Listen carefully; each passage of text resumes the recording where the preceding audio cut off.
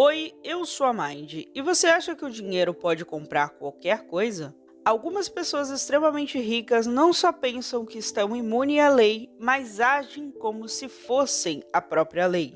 No Mind Criminal de hoje eu vou contar para vocês o caso de Brandon Curry, um crime que mostra claramente que o dinheiro pode influenciar no julgamento da polícia. Brandon Curry nasceu em 2003 e é filho do multimilionário James Curry. O James, ele é dono das empresas Curry, que é uma empresa referência no mercado imobiliário americano. O James também é CEO da FJ Holdings, que é uma empresa de produção e distribuição de cartões internacionais. Inclusive, é essa a empresa que produz e distribui as cartinhas de Pokémon. Sim, aquelas cartinhas que você compra e gosta de disputar bafo com os amigos. É o pai do Brandon que produz elas. O James Curry, ele sempre foi um cara muito apaixonado por carros de alta velocidade e também ele produzia rachas clandestinos. Inclusive se gabava bastante desses rachas nas suas redes sociais. Fora que ele também era um cara muito polêmico, se envolvendo em diversas acusações e até mesmo sendo preso mais de uma vez por violência doméstica.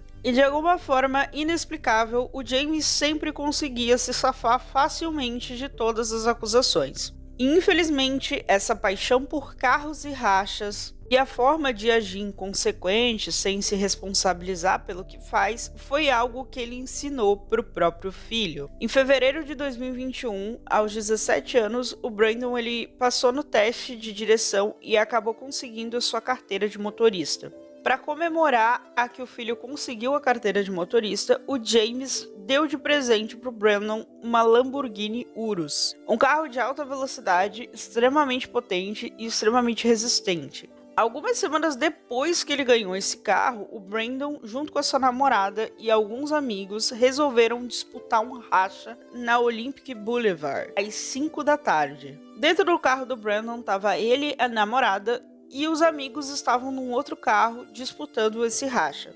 Acontece que as coisas acabaram saindo um pouco do controle do Brandon e o carro dele acabou colidindo com uma Lexus, um outro carro menos potente e menos resistente que a Lamborghini.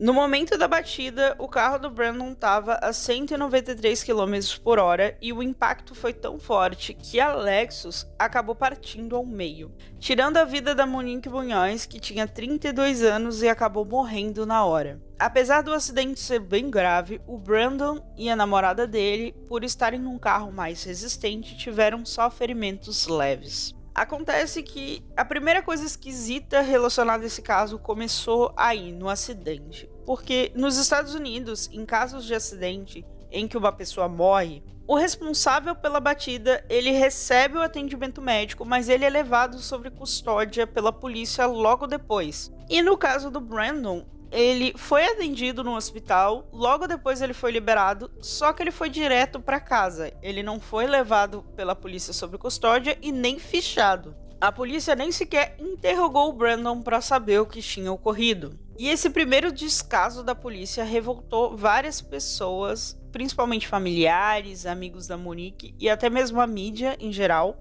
que começaram a fazer diversas manifestações na mídia e nas redes sociais, pedindo justiça para Monique, exigindo a prisão do Brandon e que ele se responsabilizasse pelo acidente. Isso acabou pressionando bastante as autoridades e a polícia, e o James, pai do Brandon, tentou encobrir essa história. Inclusive, ele pagou alguns veículos de comunicação para fazerem notícias positivas sobre ele, a família dele e a empresa dele, como uma tentativa de encobrir as notícias sobre o acidente. E também o primeiro promotor que assumiu o caso, o George Gassin, ele tentou arquivar o caso e fazer com que o Brandon saísse impune das acusações. Foi só em março de 2021, um mês depois do que aconteceu, que o Brandon foi preso e acusado de homicídio culposo quando não há intenção de matar. E o motivo da prisão do Brandon foi porque a polícia teve acesso às câmeras de segurança da rua e constataram que sim, estava havendo um racha, e também várias testemunhas confirmaram que havia uma Lamborghini e um Audi apostando racha às 5 da tarde naquele dia. Fora que também o carro do Brandon estava muito acima da velocidade permitida em qualquer rodovia existente na face da Terra. O cara estava quase a 200 por hora. Depois que todas as provas foram expostas na mídia e estava todo mundo em cima da família Curry, o Brandon resolveu fazer uma carta pedindo desculpas à família da Monique no seu Instagram.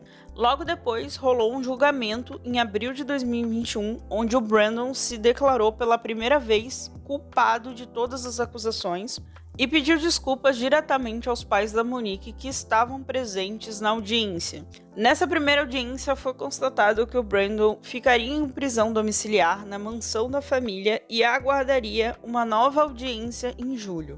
Caso ele fosse condenado, ele poderia pegar entre 1 a 6 anos de prisão.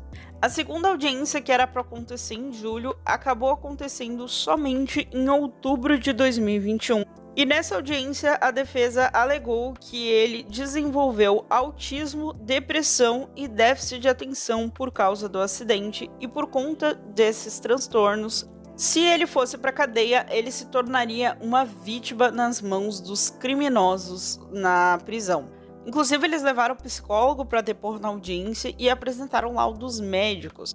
Só que um fato muito curioso que revoltou muita gente nessa alegação é que autismo é uma deficiência e a pessoa que é autista, ela nasce autista.